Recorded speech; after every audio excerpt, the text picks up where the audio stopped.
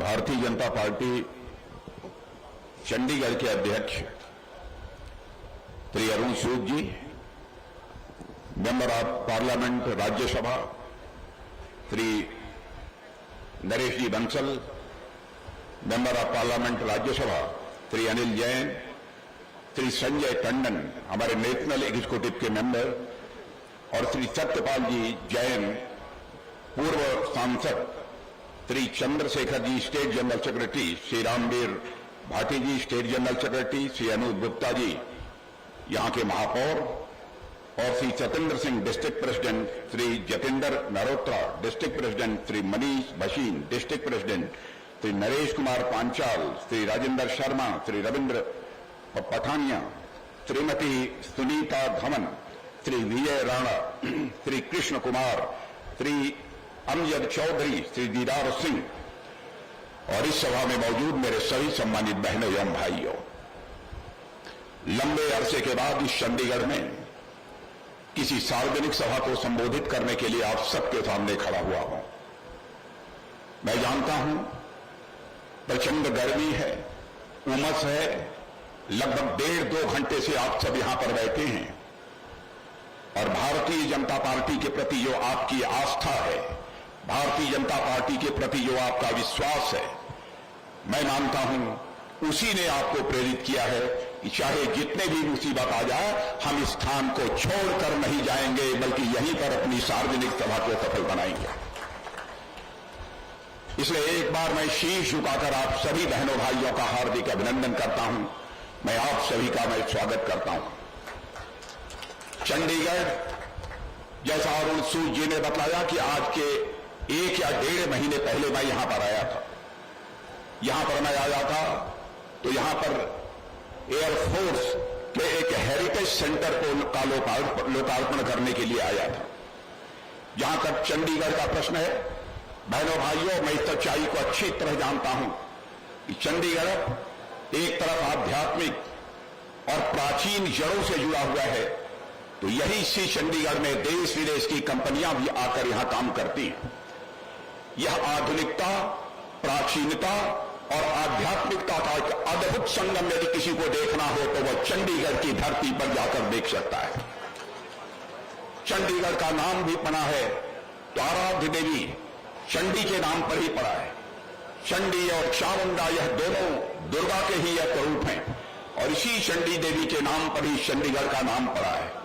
आप सभी जानते हो, हमारे गुरु गोविंद सिंह जी ने लिखा था चंडी दीवार, और चंडी दीवार को मैं मानता हूं एक यह रचना है जिसमें कि गुरु गोविंद सिंह जी ने बहुत ही भक्तिपूर्ण तरीके से देवी की स्तुति की है। आज उस चंडीगढ़ में हमें यहां पर आप सबके सामने मौजूद होने का जो अवसर प्राप्त हुआ है, मुझे यह भी जानकारी दी गई कि यह चंडीगढ़ 1952 में पहले अंबाला जिले का भाग हुआ करता था, उससे यह अलग होकर यह चंडीगढ़ बना है। जैसा बतलाया अरुण सूद जी ने, मैं यहां पर कुछ ही महीनों पहले मैं यहां पर आया था, लेकिन चंडीगढ़ के इतिहास से मैं अच्छी तरह परिचित हूं।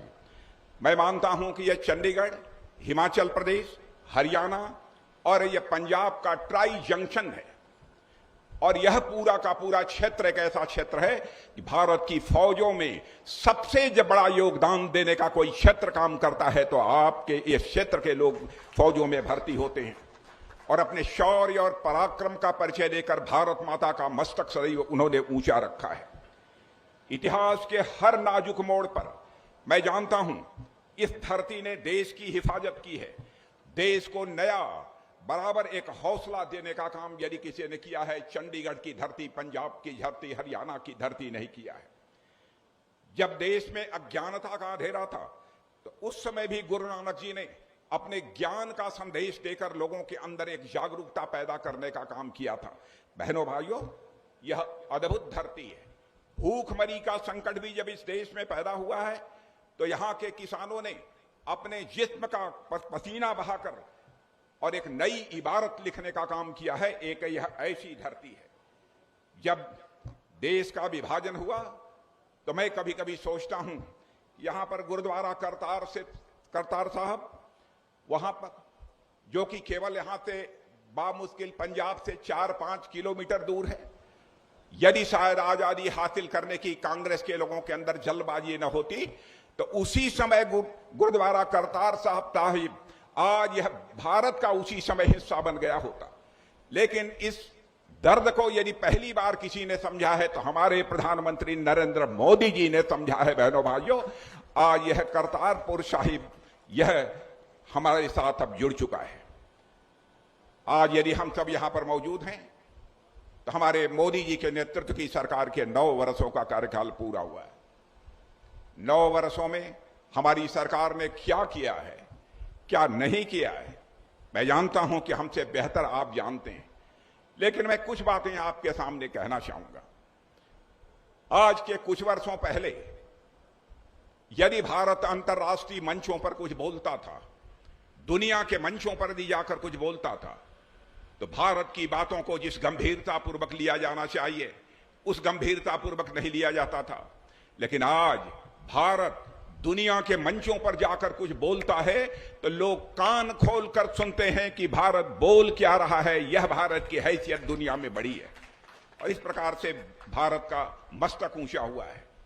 मैं वह दिन भी आपको याद दिलाना चाहता हूं जब हमारे प्रधानमंत्री ने देशवासियों से कहा था, सौगंध मुझे इस मिट्टी की, मैं देश नहीं मिटने दूंगा, मैं देश नहीं झुकने दूंगा। जो कहा था हमारे प्रधानमंत्री ने, मेरे बहनों भाइयों, उसे करके उन्होंने दिखा दिया। देश का मस्तक झुका नहीं है। और इस घोषणा को मोदी जी ने अपने रहते चरितार्थ किया है। मैं आपको याद दिलाना चाहता हूं उरी की घटना, पुलवामा की घटना। उसके बाद ऐसा लगा कि एक लोगों के अंदर से हताशा की स्थिति पैदा हो गई। बहनों भाइयों, उस समय मैं गृह मंत्री था। मोदी जी ने हम 2-3-4 लोगों को बुलाया, 10 मिनट पे ही नहीं लगे, फैसला कर लिया। और उसके बाद हमारे सेना के जवानों ने इस पार से नहीं बल्कि पाकिस्तान की धरती पर जाकर आतंकवादियों का सफाया करने में कामयाबी हासिल की थी। हमने सारी दुनिया को यह संदेश दे दिया कि भारत अब यह कमजोर भारत नहीं रहा है। भारत के अंदर वह ताकत है कि जरूरत पड़ी तो भारत इस पार भी मार सकता है और आवश्यक हुआ तो उस पार भी जाकर भारत मार सकता है। यह भारत के अंदर ताकत है, यह करके हम लोगों ने दिखाया है। बहनों भाइयों, अब हमारा भारत यह कमजोर भारत नहीं रहा है।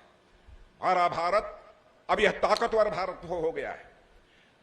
G20 का शिखर सम्मेलन हुआ, आपने देखा शायद दुनिया के किसी भी देश में G20 का शिखर सम्मेलन इस तरीके से नहीं किया गया होगा जैसा कि भारत में हुआ। और हम भारतवासियों का सौभाग्य है कि G20 की अध्यक्षता करने का अवसर यदि किसी को प्राप्त हुआ, बहनों भाइयों, तो हमारे और आपके देश भारत को यह प्राप्त हुआ है। बहनों भाइयों, इससे बड़े गर्व की बात हम सबके लिए क्या हो सकती है। जहां तक भारतीय जनता पार्टी का प्रश्न है, एक बात मैं 2 टूक शब्दों में आप लोगों के सामने रखना चाहूंगा और मैं आपसे यह निवेदन करूंगा, यहां जो बुद्धिजीवी बैठे हैं उनसे भी मैं निवेदन करूंगा कि आप भारतीय जनता पार्टी के इतिहास के पन्नों को पलट कर देखें। हमने जब जो कहा है उसको करके दिखाया है। हमारे चुनावी घोषणा पत्र को उठाकर देख लीजिए। चुनावी घोषणा पत्र में हमने जो जो वादे किए, अक्षरशः अपने वादों को हमने पूरा किया है। जो हम कहते हैं हम वह करते हैं। हमने वादा किया था कि यदि हमारी सरकार बनेगी तो धारा 370, जिसके तहत जम्मू कश्मीर को एक विशेष दर्जा प्राप्त है, उस धारा 370 को हम समाप्त करेंगे और जम्मू कश्मीर का भी वही दर्जा होगा जो हिंदुस्तान के अन्य राज्यों का दर्जा होगा। चुटकी बजाकर बहनों भाइयों, संसद में बहुमत मिलते ही हमने पारित करके दिखाया है। हमने यह भी अपने चुनावी घोषणा पत्र में यह वादा किया था कि अयोध्या की धरती पर भव्य राम का मंदिर बनकर रहेगा। यह हम बार बार अपने घोषणा पत्रों में लिखते थे। लोग यह कहते थे कि अब बार बार राम मंदिर की बात यह भारतीय जनता पार्टी वाले करते हैं, इनका राम मंदिर बनेगा कब? 1984 से बराबर हम अपने घोषणा पत्र में यह वादा करते चले आए थे। और बहनों भाइयों, आपने देखा कि आज अयोध्या की धरती पर भव्य राम के मंदिर का निर्माण हो रहा है और 22 जनवरी के बाद आप भी जाकर वो भव्य राम के मंदिर में जाकर वहां रामलला का दर्शन कर सकते हैं। जो हम कहते हैं वो हम करके दिखाते हैं।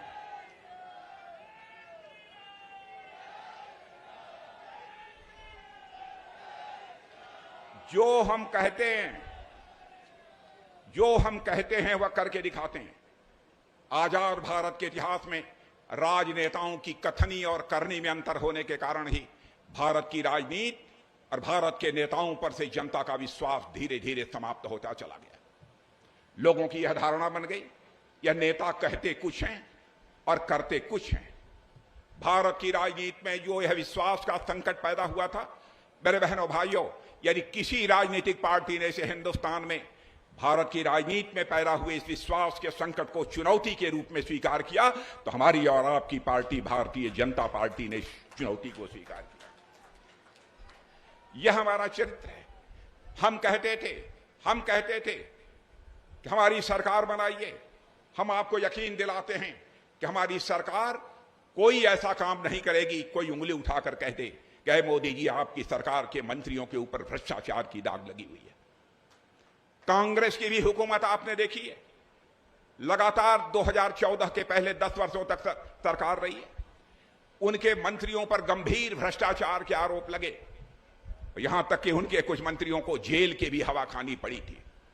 लेकिन बहनों भाइयों, आज तक कोई मां का लाल उंगली उठाकर आरोप लगाने की हिम्मत नहीं कर पाया कि भारतीय जनता पार्टी की सरकार के किसी मंत्री के ऊपर भ्रष्टाचार का कोई आरोप लगा हुआ। यह है हमारी भारतीय जनता पार्टी का चरित्र। भ्रष्टाचार को कम करने के लिए कई प्रभावी कदम भी हम लोगों ने उठाए हैं।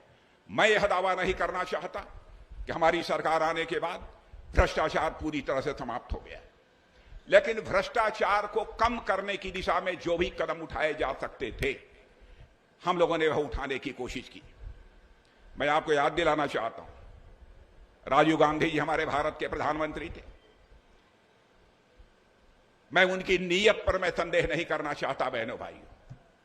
मैं भले ही मैं भारतीय जनता पार्टी का हूं, लेकिन मैं इस देश के किसी भी प्रधानमंत्री की मैं कभी आलोचना नहीं करता हूं, क्योंकि मैं मानता हूं कि प्रधानमंत्री वह व्यक्ति नहीं है बल्कि वह संस्था है, इसलिए सभी का सम्मान किया जाना चाहिए।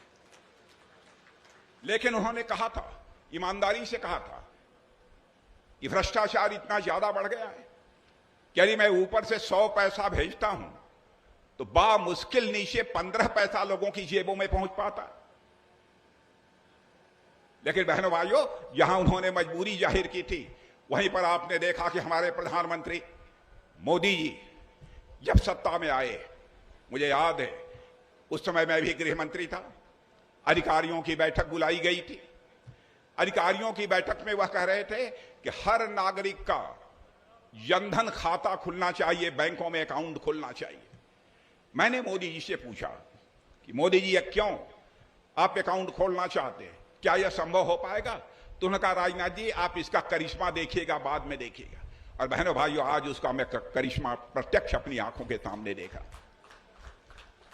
प्रधानमंत्री किसान सम्मान निधि के अंतर्गत अथवा जो भी योजनाएं, महिलाओं के लिए जो योजनाएं, नौजवानों के लिए जो योजनाएं, बहनों भाइयों, यदि दिल्ली के बैंक से 100 पैसा चलता है तो 100 का 100 पैसा आपकी जेब में होता है। एक पैसा भी भ्रष्टाचार की भेंट नहीं चढ़ने पाता। और यह बात मैं इसलिए कह रहा हूं कि केवल भाषण देकर भ्रष्टाचार पर लगाम नहीं लगाया जा सकता है। यदि भ्रष्टाचार पर हमको लगाम लगाना है बहनों भाइयों, तो सिस्टम में, व्यवस्था में परिवर्तन लाना पड़ेगा। और वह व्यवस्था में परिवर्तन लाने का काम हमारे प्रधानमंत्री ने किया है, बात मैं विश्वास के साथ कह सकता हूं। आज यही कारण है, आर्थिक दृष्टि से भी सारी दुनिया मानती है कि भारत अब मजबूत होता जा रहा है, भारत ताकतवर होता जा रहा है। यहां पढ़े लिखे लोग होंगे, उनको मालूम होगा, एक फाइनेंशियल इंस्टीट्यूशन है, एक आर्थिक संस्था है, मॉर्गन स्टैनले। मॉर्गन स्टैनले उस संस्था ने यह कहा है, 2013 में जब हमारी सरकार नहीं बनी थी, उस समय उन्होंने कहा था कि फ्रेजाइल 5 का मतलब यह होता है कि जो टूट जाए, जो बिखर जाए, ऐसे कुछ देशों की उन्होंने का नाम लिया था। और उन देशों के नाम में, जिन देशों का नाम था, टर्की था, ब्राजील था, साउथ अफ्रीका था, इंडोनेशिया था, और टूट जाने, बिखर जाने वाले देशों में नाम हमारे भारत का भी था। जानते हैं, उसी मॉर्गन स्टैनले की फर्म ने कहा है ये कि भारत अब फ्रेजाइल 5 में नहीं रहा है। भारत अब आर्थिक दृष्टि से भी यह ताकतवर भारत बन रहा है। और जो हमारा भारत 2014 के पहले अर्थव्यवस्था के आकार की दृष्टि से, अर्थव्यवस्था की साइज के मामले में दुनिया में 10वें 11वें स्थान पर था, 9 वर्षों के अंदर वह जंप लेकर बहनों भाइयों आज 5वें स्थान पर पहुंच गया है।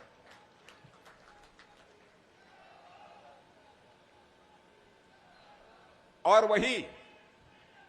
वही मॉर्गन स्टैनले की फर्म ने यह कहा है, वही मॉर्गन स्टैनले की फर्म ने यह कहा है कि वह दिन दूर नहीं है कि भारत 2027 आते आते दुनिया के टॉप 3 इकोनॉमीज में, टॉप 3 अर्थव्यवस्थाओं में खड़ा हो जाए। यह हमारे देश के प्रति धारणा बनी है। कोरोना का संकट आपने देखा होगा। मैं जानता हूं, यहां के और पंजाब के बहुत सारे लोग विदेशों में रहते हैं। मैं दावे के साथ कह सकता हूं, भारत में यहां जो लोग बैठे हैं, कोई शायद नहीं बचा होगा जिसको कि वैक्सीन की 2 डोज न लगी हो। कोई नहीं बचा होगा। कोई बचा हो तो मैं कहूंगा हाथ उठाइए, हो सकता है मैं उसे स्वीकार कर लूंगा। 3 डोज लगी है, वो कह रहे हैं 3 लगी है। और मैं आपको बतलाना चाहता हूं कि अमेरिका जैसे देश में भी सबको 2 डोज नहीं लगी है। ऑस्ट्रेलिया में भी नहीं लगी है, जर्मनी में भी नहीं लगी है।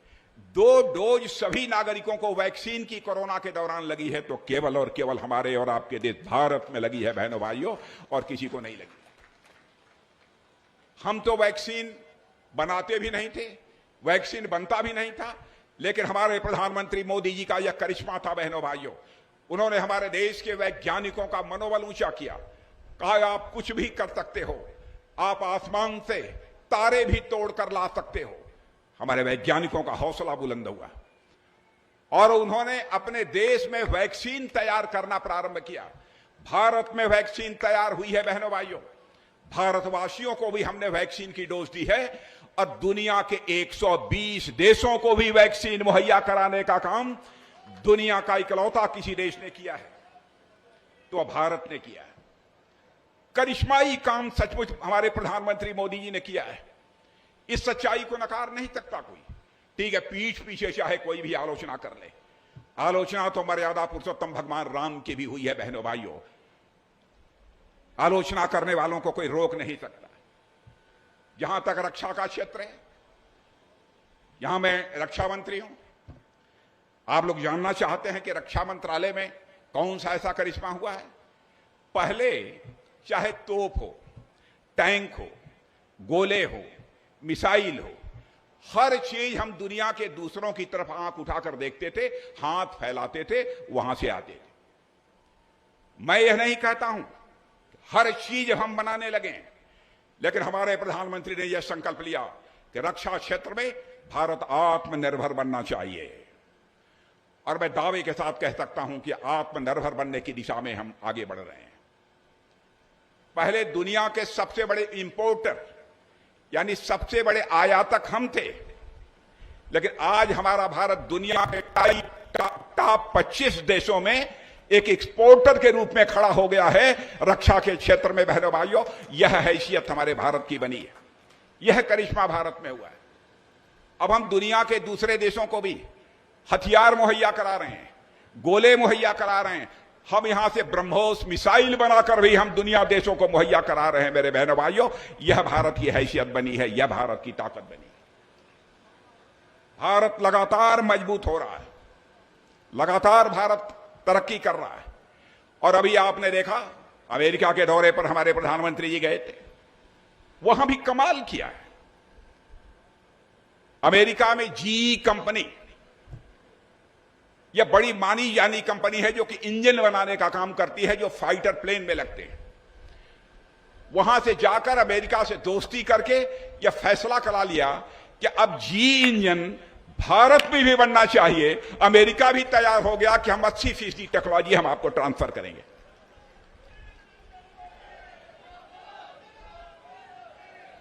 और यह 100% हो जाए, 100% टेक्नोलॉजी भारत में आ जाए। इस दृष्टि से भी हमने कई कदम उठाए हैं और इसके लिए उन्होंने आश्वस्त भी किया है कि आप आगे बढ़िए। हमारे वैज्ञानिक आपके देश के वैज्ञानिकों के साथ बैठकर यह रिसर्च करेंगे, अनुसंधान करेंगे, ताकि आपको 100% टेक्नोलॉजी, 100% तकनीक आपको ट्रांसफर की हो जाए। यह हैसियत भारत की बनी है। भारत तो पहले कभी कल्पना भी नहीं कर सकता था कि ऐसी स्थिति यहां पर पैदा होगी। हर मामले में सचमुच भारत ने करिश्माई काम किया है बहनों भाइयों। इसलिए मैं कहना चाहता हूं कि योजनाओं की दृष्टि से देखिए। अब जैसे स्वास्थ्य मनुष्य के जिंदगी की सबसे बड़ी अमानत होती है।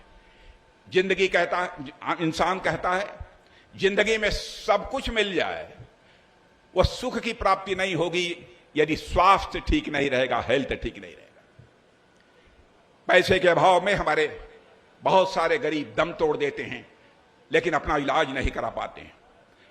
प्रधानमंत्री बनते ही यह फैसला किया, आयुष्मान भारत योजना लागू कर दी हमारे प्रधानमंत्री ने, और 5 लाख रुपए तक का इंश्योरेंस बीमा पक्का कर दिया। यानी 5 लाख रुपए तक का आपका मुफ्त इलाज होगा बहनों भाइयों। ऐसी योजना दुनिया के किसी देश में नहीं। मैं अपने विरोध पक्ष के लोगों को भी कहना चाहता हूं, हमारी यदि कोई बात गलत हो, आप प्रेस कॉन्फ्रेंस बुलाकर उसको खंडित कर दीजिएगा। हम उसका जवाब देने के लिए तैयार हैं, क्योंकि हम जनता की आंखों में धूल झोंक कर कभी राजनीति नहीं करते। हम राजनीति करते हैं तो जनता की आंखों में आंख डालकर राजनीति करते हैं बहनों भाइयों। यह भारतीय जनता पार्टी का चरित्र है। और आज उस आयुष्मान भारत योजना के अंतर्गत 4.5 करोड़ लोगों को इसका लाभ मिल चुका है। भारतवासियों के स्वास्थ्य की चिंता हम लोगों ने किस हद तक की है।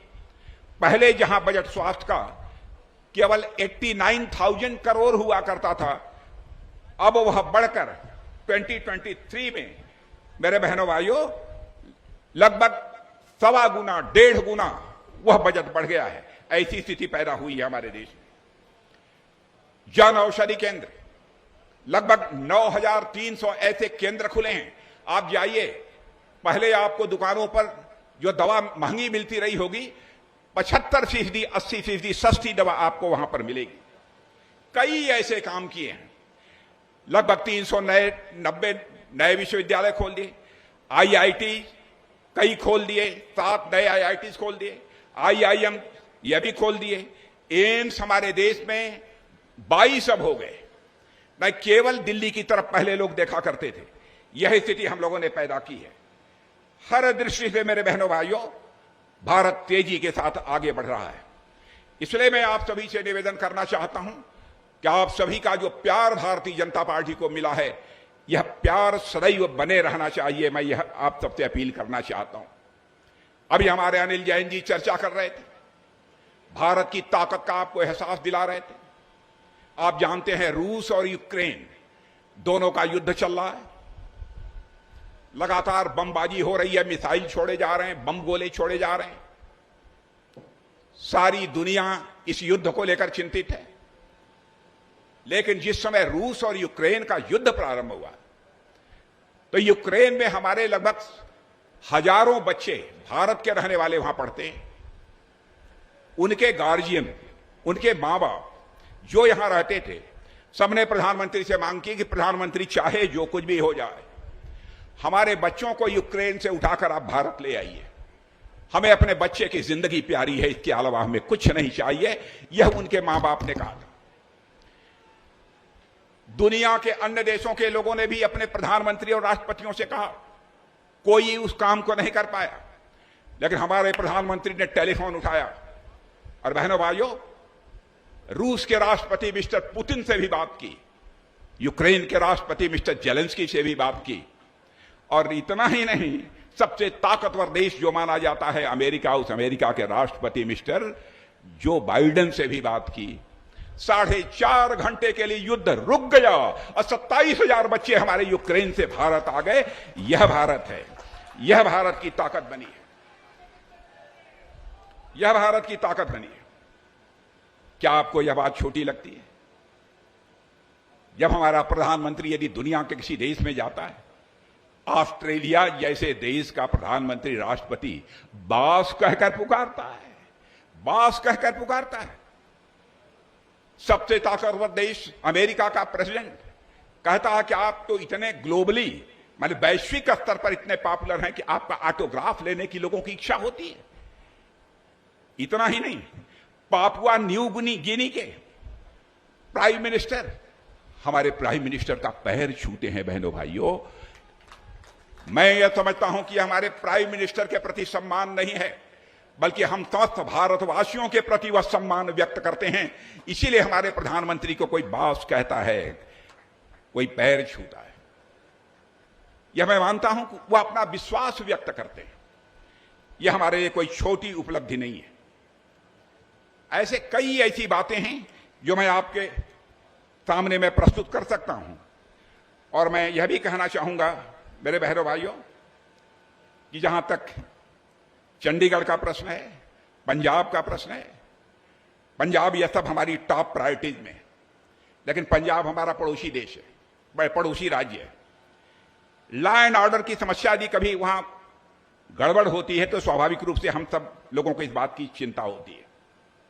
कैप्टन अमरिंदर सिंह जी जब वहां के मुख्यमंत्री थे तो मैं भारत का गृह मंत्री था। मैं जानता हूं कई बार ऐसी समस्याएं आती थी तो उसमें कैप्टन अमरिंदर सिंह जी का हमको बराबर सहयोग प्राप्त होता था और काफी हद तक कानून और व्यवस्था के हालात को संभालने में हम सबको मदद मिलती थी। आज हालात बदल गए हैं।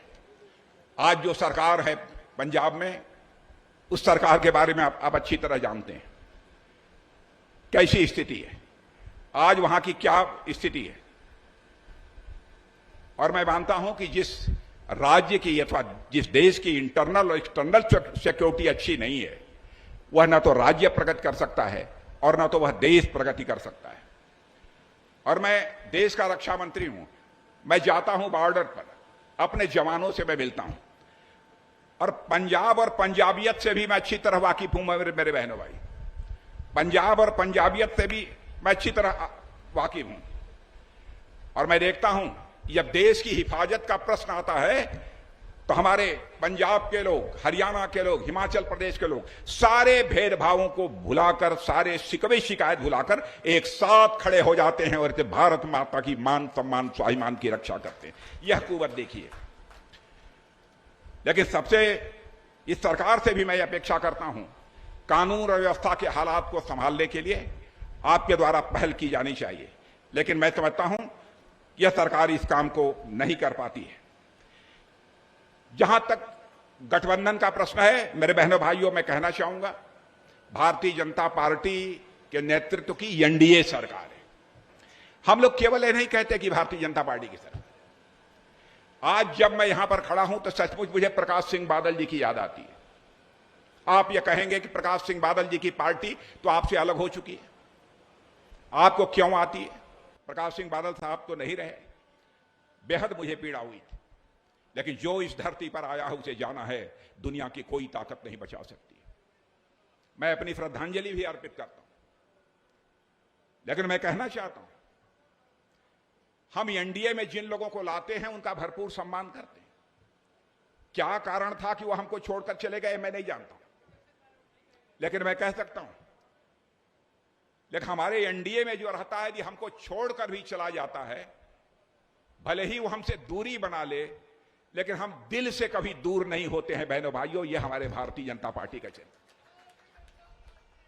यह हमारा चिन्ह है। और आज आपने देखा कि कांग्रेस और सारी राजनीतिक पार्टियों ने 23 तारीख को पटना में एक मीटिंग की है। सारे नेताओं ने, 17 या 19 राजनीतिक पार्टी के नेताओं ने मीटिंग की है। इसलिए देश में लोकतंत्र समाप्त हो रहा है। मोदी जी लोकतंत्र का गला घोंट रहे हैं। आइए सारे भेदभावों को भुलाकर आप लोग इकट्ठे हो जाइए। और 23 जून को, लेकिन मैं आपको याद दिलाना चाहता हूं 25 जून 1975 की, जब इस देश में इमरजेंसी की घोषणा इसी कांग्रेस की सरकार ने किया था बहनों भाई। अच्छा रहा होता कि 23 जून के बजाय वो 25 जून कल ही है, कल यदि अपनी वह बैठक कर लेते तो कम से कम इमरजेंसी की बरसी भी मना लेते। वह मोदी जी को हटाना चाहते हैं, भारतीय जनता पार्टी की सरकार को हटाना चाहते हैं। अरे हटाना है तो आप अकेले लड़ना हो लड़के देख लीजिए, मिलके लड़ना हो तो लड़के देख लीजिए। भारतीय जनता पार्टी को जनता का विश्वास प्राप्त है मेरे बहनों भाइयों। और मैं कहना, जिस कांग्रेस ने लोकतंत्र पर सबसे बड़ा आघात किया, वह कांग्रेस कहती है कि मोदी जी के नेतृत्व में भारत में लोकतंत्र का गला घोटा जा रहा है। मैं कांग्रेस के लोगों से पूछना चाहता हूं, यदि मोदी जी लोकतंत्र का गला घोंट रहे हैं, लोकतंत्र को समाप्त कर रहे हैं, तो आप हिमाचल प्रदेश में चुनाव कैसे जीत गए? मैं आपसे कहना चाहता हूं, यदि लोकतंत्र यहां समाप्त हो गया है तो कर्नाटक में आप चुनाव कैसे जीत गए? यदि मोदी जी लोकतंत्र को समाप्त कर रहे हैं तो छत्तीसगढ़ में आप चुनाव कैसे जीत गए? यदि मोदी जी लोकतंत्र को समाप्त कर रहे हैं तो राजस्थान में आप चुनाव कैसे जीत गए? बहनों भाइयों, नेता हो अथवा राजनीतिक पार्टी, उसके कलेजे में वह कुवत होनी चाहिए कि जनता में की आंखों में धूल झोंक कर राजनीति नहीं की जानी चाहिए, बल्कि जनता की आंखों में आंख मिलाकर राजनीति की जानी चाहिए। बहनों भाइयों, ऐसे नेता होना चाहिए और ऐसी पार्टियां होनी चाहिए। एक नौजवान शायर थे, उनकी मुझे याद आती है, यह जो 23 तारीख को मीटिंग हुई थी उसको देखकर जुगनुओं ने, जुगनू जानते हैं, जो रात को कभी थोड़ी थोड़ी रोशनी करते हैं, जुगनू जानते हैं, मालूम है? जुगनुओं ने शराब पी ली है, जुगनुओं ने शराब पी ली है, अब वो सूरज को भी गालियां देंगे। जुगनुओं ने शराब पी ली है, अब सूरज को भी वो गाली देंगे। मैंने भाई, मैं किसी को जुगनू नहीं कह रहा हूं, मैं किसी को जुगनू नहीं कह रहा हूं। एक शायर की शेर है जिसे मैं आप लोगों के सामने पेश कर रहा हूं। अरे भाई, आपको लड़ना है लड़िए, मिलकर लड़िए, जैसे भी लड़ना हो लड़िए, लेकिन आप अनर्गल आरोप तो मत लगाइए, जनता की आंखों में धूल तो मत झोंकिए। लोकतंत्र खतरे में। मैं आपसे पूछना चाहता हूं, बहनों भाइयों, इमरजेंसी लगने पर लोकतंत्र का गला घोटा गया था कि आज मोदी जी के नेतृत्व में सरकार है तब लोकतंत्र का गला घोटा जा रहा है? बहनों भाइयों, हम जैसे लाखों लोग जेल के शिक्षों के पीछे थे। 23 साल की उम्र में हमने 18 महीने की जेल काटी है, 2 महीने की तन्हाई सॉलिटरी सेल में काटा है।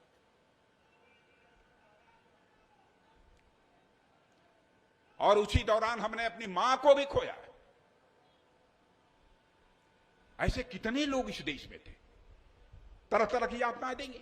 और वो लोग आरोप लगा रहे हैं भारतीय जनता पार्टी के ऊपर कि भारतीय जनता पार्टी लोकतंत्र का गला घोट रही है। बहनों भाइयों, मैं आप सबसे यही निवेदन करने आया हूं। आपने हम लोगों को लगातार 9 वर्षों तक काम करते हुए देखा है,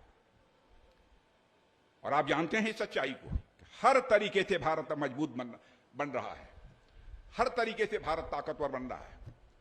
आपका आशीर्वाद प्राप्त होना चाहिए। यदि मैं आया हूं तो आप सभी से निवेदन करूंगा, एक बार हाथ उठाकर हमारे प्रधानमंत्री, उनकी सरकार को अपनी शुभकामनाएं दे दीजिए, ताकि लगातार ऐसे ही वह भारत की सेवा करते रहें और भारत को 2047 आते यानी आजादी के 100 वर्ष पूरे होते होते हम भारत को दुनिया का सबसे ताकतवर देश बना लें, यह संकल्प लेकर हम सभी को आगे बढ़ने की जरूरत है। इन्हीं शब्दों के साथ आप सबको धन्यवाद देते हुए और पुनः शीश झुकाकर आप सभी का अभिनंदन करते हुए अपना निवेदन समाप्त करता हूं। आप सबको बहुत बहुत धन्यवाद। बोलिए भारत माता की, भारत माता की। बहुत बहुत धन्यवाद।